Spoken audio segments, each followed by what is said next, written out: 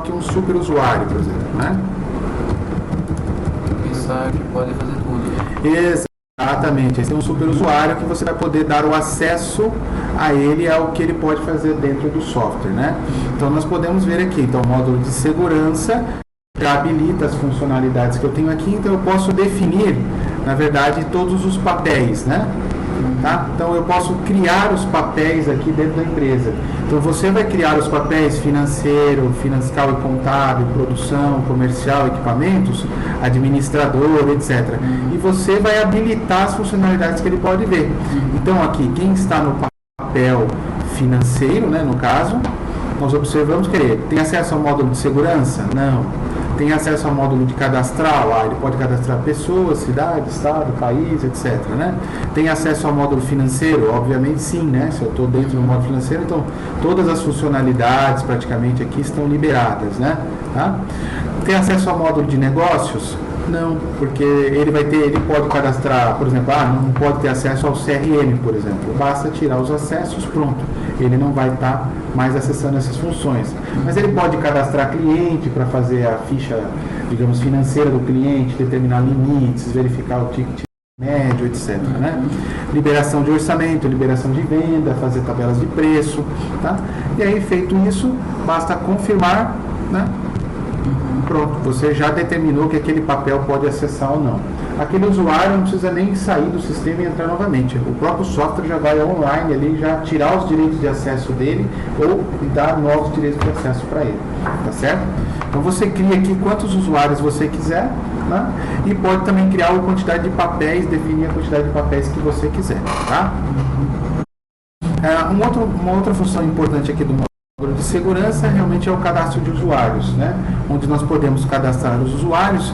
Apesar de ser um elemento simples, vale a pena parar aqui para a gente dar uma olhada como é que ele funciona, porque dentro desse módulo de usuários já dá para eu poder dar uma dinâmica geral, digamos assim, de toda a potencialidade do software, em termos de infraestrutura, né? Então vamos pegar um determinado usuário aqui, por exemplo, Ana Paula, né? Então, ao entrar nesse usuário, eu vou ter o nome, né, o login dela, o que ela pode ser, a senha, que obviamente não fica visível, né, tá? E se esse usuário está ativo ou não, tá? Eu posso definir para este usuário quais papéis que ele tem dentro da empresa. Então, ele pode estar no papel demonstração, pode estar no papel ele é financeiro e também é da produção, né?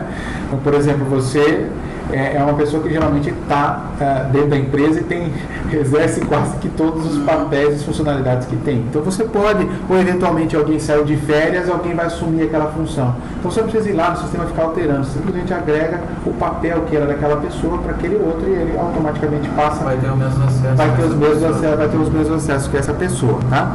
Uma outra função muito importante aqui é de entender o contexto de empresas. Então, eu vinculo ao determinado usuário quais são as empresas do grupo que ele pode acessar. Então, o software é multi-empresas. Então, eu posso vincular várias empresas, vários CNPJs, tá? E determinar se aquele usuário tem direito de acesso àquele CNPJ ou não. Tá certo? Então, eu posso verificar, que a Ana Paula, aqui no caso, tem acesso a essa Alure, Feline, Privilege e Grife, por exemplo. Ela tem acesso a essas 4 empresas. Quando ela logar no software, tudo o que ela estiver fazendo, ela vai poder olhar dentro dessas 4 empresas, tá? Na prática, seria mais ou menos o seguinte: o senhor tem várias empresas, aí o senhor tem um supervisor de todas elas.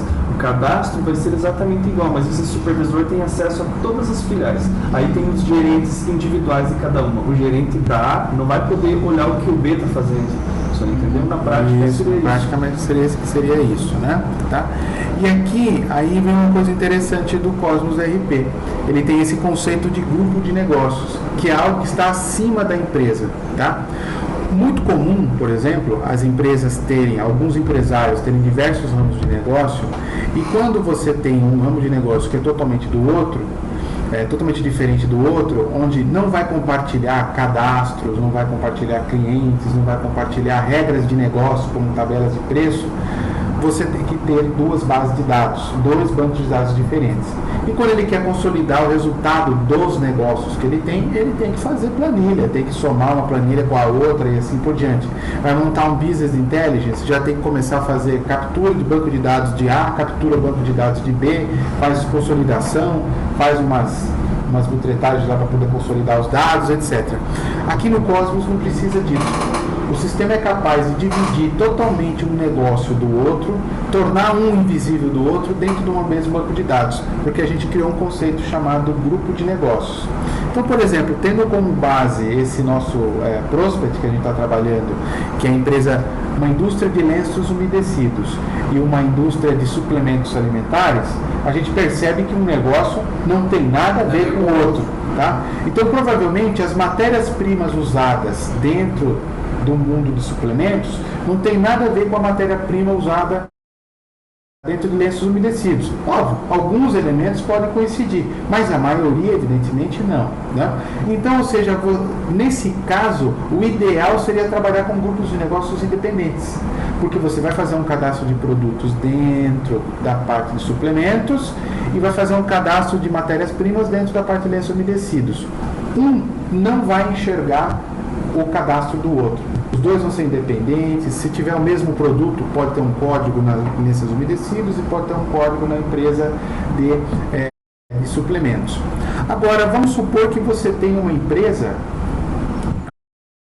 um grupo empresarial, onde você tem 4 empresas, que é esse exemplo, todas elas do mesmo ramo. O fato aqui, por exemplo, de subdividir empresas, é que o empresário, na verdade, está chegando num teto de faturamento, o governo já passa ele para uma outra faixa e ele, pronto, simplesmente perde o negócio, questão tributária. E muitos vão criando empresas, microempresas.